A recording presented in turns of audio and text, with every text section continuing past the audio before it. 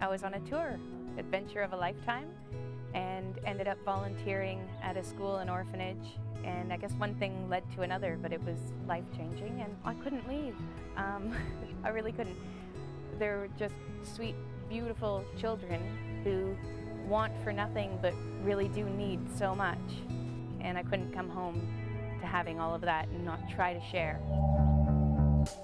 Well, I went to work every day. I was workaholic and worried more about the suit and getting a good deal at Winners, hitting the spa, perfect eyebrows, perfect fingernails and toes.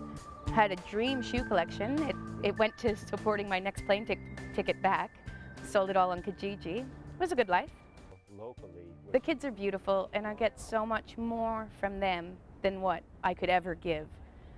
I feel like a millionaire every day. Well, I came home for a month. It was supposed to be coming home for good, and sort of made the decision while I was here that I couldn't go back to work, and I would have to do fundraising and get myself back there. So I did fundraising for ABCs and Rice, which at the time was just a fundraising campaign to support existing NGOs, and I sold everything I had of value so that I could get my own plane ticket back, coming off of a trip of a lifetime. There wasn't any money in the bank. And yeah, I was supposed to be there for 3 months, but in that time I got approached about land, and it was an offer too good to pass up. So I closed my eyes and walked, and here we are today with a full school, 6 classrooms, over 180 students, and breakfast club. I knew I couldn't leave that first time, and then the second I got back to Canada, I knew I had to get back there and I had to do something. And then I think it just clicked when I had planned to come home for a visit, and I wasn't as excited as I should be, because I miss my family every day. But it's gotten to the point that I've got a family here that I love and adore, and they've made me everything that I am today. But I've also got a family there. My family here doesn't need me. My family there doesn't eat or go to school without me. So that's home. I'm from Cape Riel, Ontario. When we started the fundraising campaign, the first big thing was a bike ride. We biked from Sudbury to Toronto.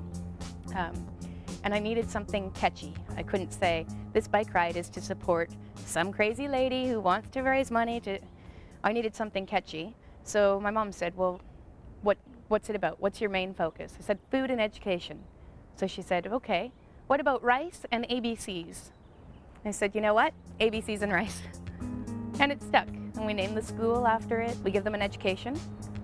And we don't take anybody over the age of 16, but we've got 3 now that are over the age of 17, and they'll stay with us until they're ready to move on to the next step. We'll help them get university scholarships or trade school, whatever it is that they want. But we allow the parents the opportunity to send them to school, because we send them home with a reverse tuition. So instead of paying to go to school, they get paid. And it depends how many hours a day they come, and that dictates the size of food ration that they get each month. And that's their contribution to the family. Most of them are picking garbage. They pick the recycling. They can get 100 real for 2 empty plastic bottles. The tourist area is not that far, so they can, you know, make $1 or so a day doing that. A lot of them sell handmade bracelets or photocopied books on Pub Street, which is the tourist area, and that's quite dangerous. You get a lot of drunk backpackers. There's huge sex traffic, you know. It's scary. So they're either doing that, and in a lot of cases they're sold because their families can't afford to feed them. And if they sell them to do labor for somebody else, or to do worse for somebody else, then they can at least feed the last few that are at home. You expect that these children and their families who don't have enough to eat, they don't have clothes, half of them. They don't have shoes. They get hookworm because they're walking around in the mud barefoot, and there's nothing, but they're happy. I mean, the economy sucks. I was worried, what if I lose my job, I'm going to get 80% of my pay from the government? How am I going to possibly survive off of that?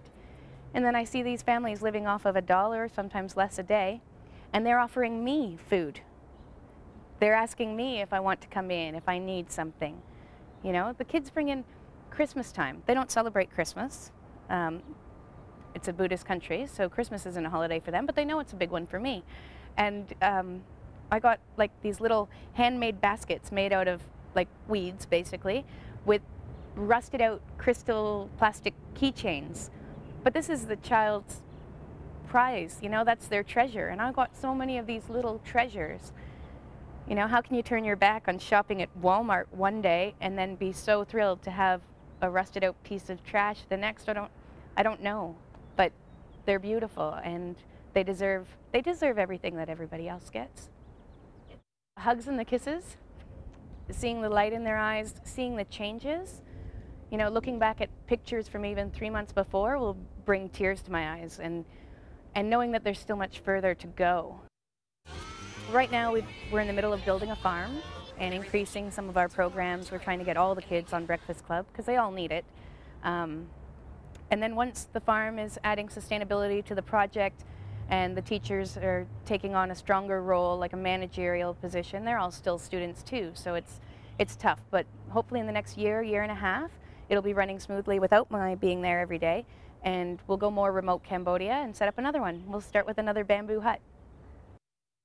I've had a strong Catholic upbringing, and you know, if it weren't for my beliefs and my desires to do what I felt was right, I wouldn't have had the strength to take that leap of faith in the first place. And yeah, it plays a huge role.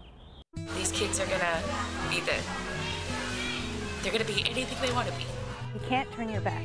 Whether you're helping somebody here, just paying it forward, doing something good for somebody else, no matter how much or how little you have, whether it's your time or it's your love, you know, that extra 10 minutes reading with your kids, or that $1 in the collection bucket at church or in the supermarkets. Just, if everybody tried to do something for someone else, I think the world would be a better place. I know that I'm a better person for having seen the poverty, and I love my life because of it.